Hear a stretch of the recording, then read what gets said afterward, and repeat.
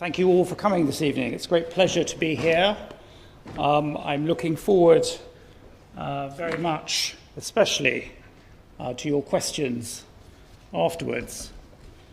But I want to start with a question from me to all of you in the audience. It's a simple question. If the answer is yes, please could you put your hand up? And it's simply this: who here has ever had sex with someone without being married to them? Thank you very much. Good. Well, I think that shows two things. First of all, it shows that quite a few people here have, which is a characteristic of our modern Western society. And secondly, it shows that was a slightly uncomfortable question, wasn't it? And that's because we tend to think of sex as something private and of what consenting adults do in their bedrooms as their own business. In fact, sexual freedom and sexual privacy are things that we take for granted nowadays. It's central to our culture in all sorts of ways. Everyone can see that in the modern world, these Western attitudes to sex are distinctive. We think it wrong that in other cultures the discussion of sex is censored, that people suffer for their sexual orientation, that women are treated as second-class citizens, or that adulterers are put to death. But our own society, for most of its history, was like that too. The central theme of my book is that how we think and feel about sex nowadays is the result of a huge revolution that began in the 18th century, the first sexual revolution, as I've called it. So I want to start tonight by taking you back to the pre-modern world, the world before that first sexual revolution.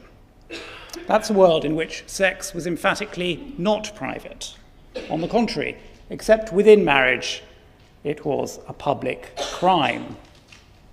And let me give you an example of what that meant in practice.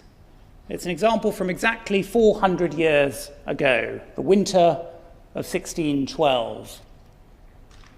A man and a woman are arrested and taken before the magistrates of Westminster, quite close to where we are tonight. Their names are Susan Perry and Robert Watson. And their crime is that they have had sex together without being married. Worse still, they have conceived a child. And for this, they're put on trial before a jury of 12 men and found guilty. The judges order them to be forever expelled from the society in which they live. They are taken straight from the courthouse to the local prison. Then they're stripped naked from the waist upwards and tied to a cart. And then they are whipped through the streets of Westminster until their backs are dripping with blood. They're paraded in public humiliation to the end of Westminster, the edge of the city, and there they are ceremonially, unceremoniously dumped. They are cut off from their friends, their families, their livelihoods. Their sentence is that they may never set foot in their hometown again. Now, this kind of sexual discipline and sexual punishment is a completely ordinary occurrence anywhere in the Western world before the 18th century.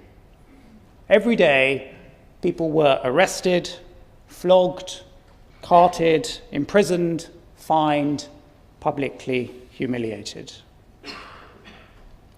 This was the law of the church and of the state, but it was not just imposed from above. It was enforced, it was animated by ordinary people. Because there is no professional police force in pre-modern England.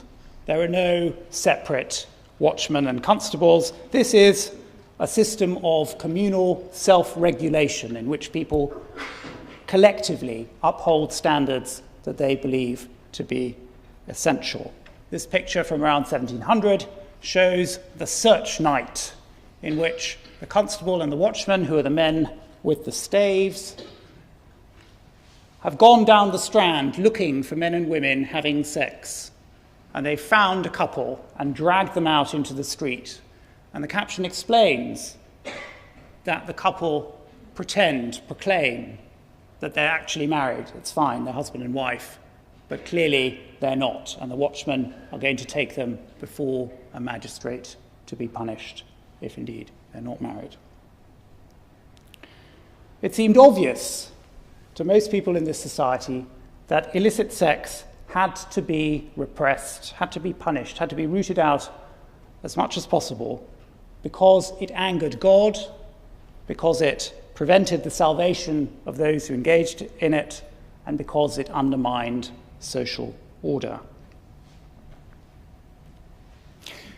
Now, obviously, plenty of men and women did have sex without being married. After all, thousands of them were prosecuted for it every year, and countless others clearly managed not to get caught.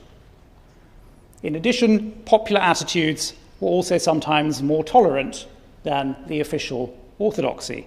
As the leaders of the Tudor Church complained in 1540, among many, fornication is counted no sin at all, but rather a pastime, a dalliance, and but a touch of youth. It is not rebuked, but winked at, not punished, but laughed at. So sexual discipline was clearly never perfect. It was also clearly biased. On the whole, women were more likely to be punished, wealthy and powerful people much less likely than their inferiors. But the same is true of all crimes in this society, and probably in others too. And the important point is that the general trend over the centuries, from the Anglo-Saxons to the 17th century, was that sexual discipline was getting more intense and more successful. By the 1650s, men and women were being publicly executed for adultery in many Western societies. And this increasing persecution had a very tangible effect on people's behavior and on their ways of thinking.